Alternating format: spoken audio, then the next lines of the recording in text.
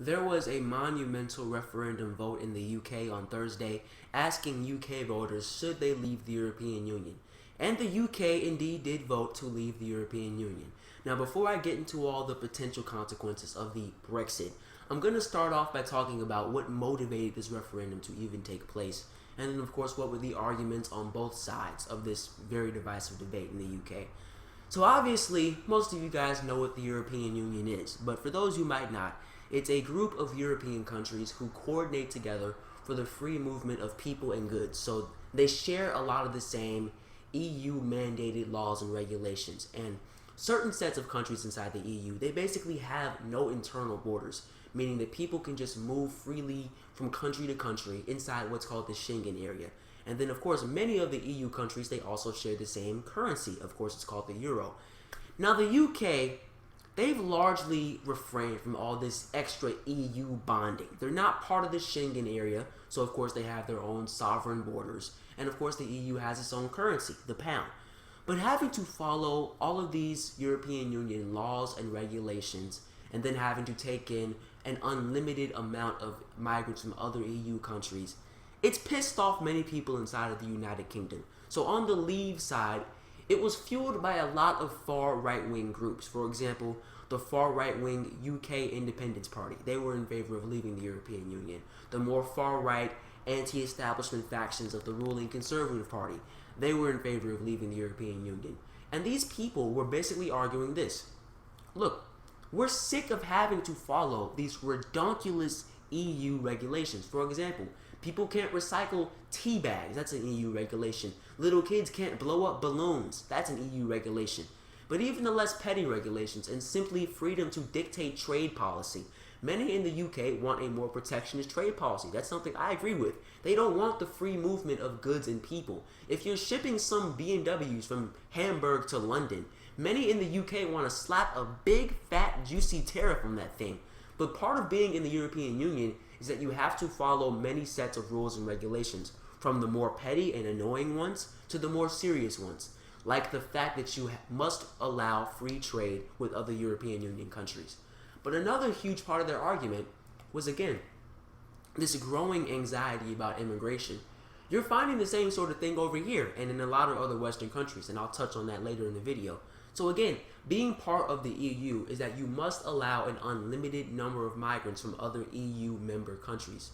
So you have migrants coming in from places like Poland, Portugal, Spain, Greece, these less prosperous EU nations. Just last year, 330,000 individual people were flowing into the UK, and of them, 184,000 were coming from the European Union.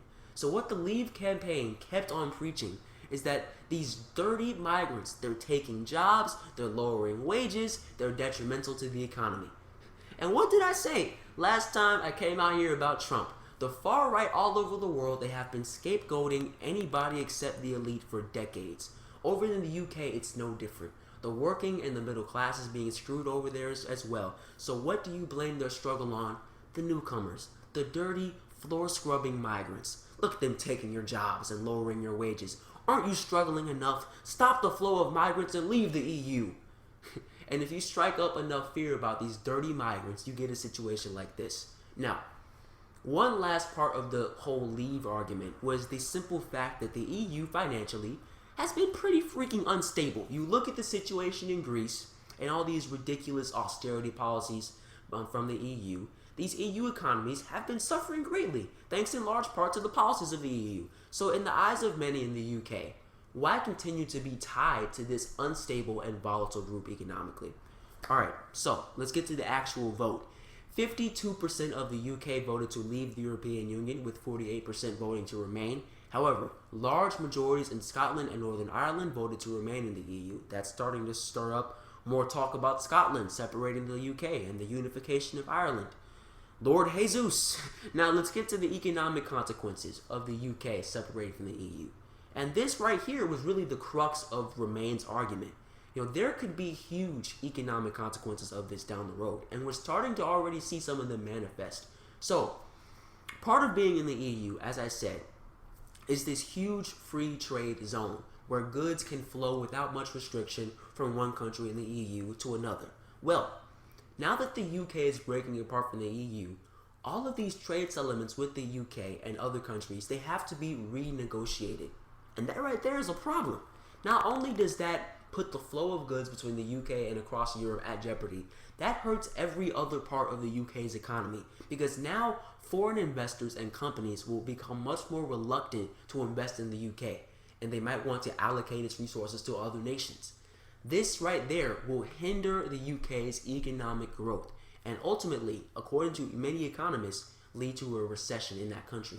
Now, maybe not this global, large-scale, cataclysmic economic recession like the one in 2008, but quite possibly a national recession in the UK.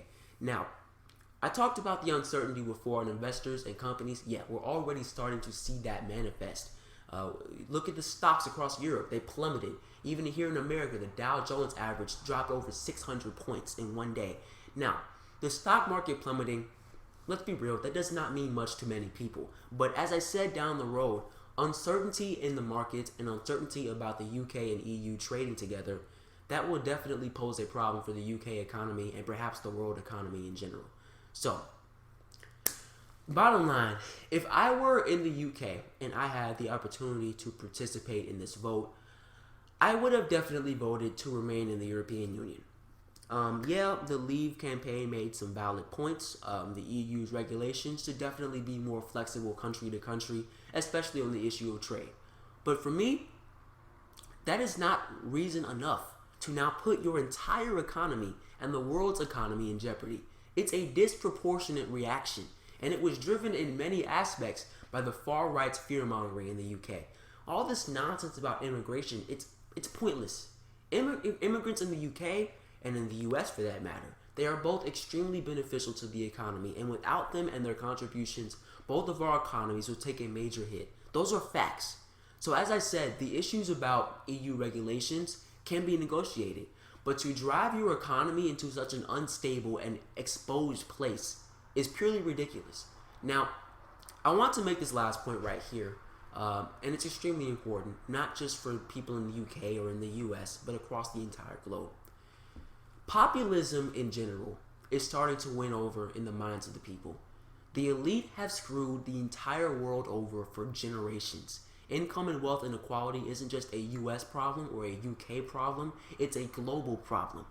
Did you know that the richest 85 people in the world own more wealth than the bottom half of the world's population? Let me repeat that right there. The 85 people, they own more wealth than 3.5 billion people. We are all being screwed, man. Don't let anybody tell you different. Now, upon being woken up, people are taking this one of two ways. Some people, like myself, we're going the Bernie Sanders or Jeremy Corbyn or Alexis Tsipras route, where we're going the right way in fighting against this rigged system with true progressive change. Now, some people are going the other route. Some are going the Donald Trump or the Brexit route, where we are now going to blame or scapegoat all of our problems on the minorities, the newcomers. See, I realize I'm being screwed, but instead of fighting against the very people who are actually screwing me, I'm going to blame my problems on Mexicans. I'm going to blame all my problems on these EU migrants. I'm going to blame all my problems on the dirty Muslims. The entire religion of Islam, yep, they are clearly responsible for Orlando, for Brussels, for Paris. Be afraid, blame, scapegoat. Just bring all the attention away from the true enemy, the oligarchs. So again, the way I see it, there are two strands of populism in the world today. You have the progressive populism and you have the far right populism. So how will you choose to fight back? Will you blame all of your problems on minorities and the newcomers? Or will you actually combat the system and fight for progressive change? So I hope people across the world can find the right answer to that question, or we will head down quite a dangerous and destructive path like the one that UK embarked on with this vote yesterday.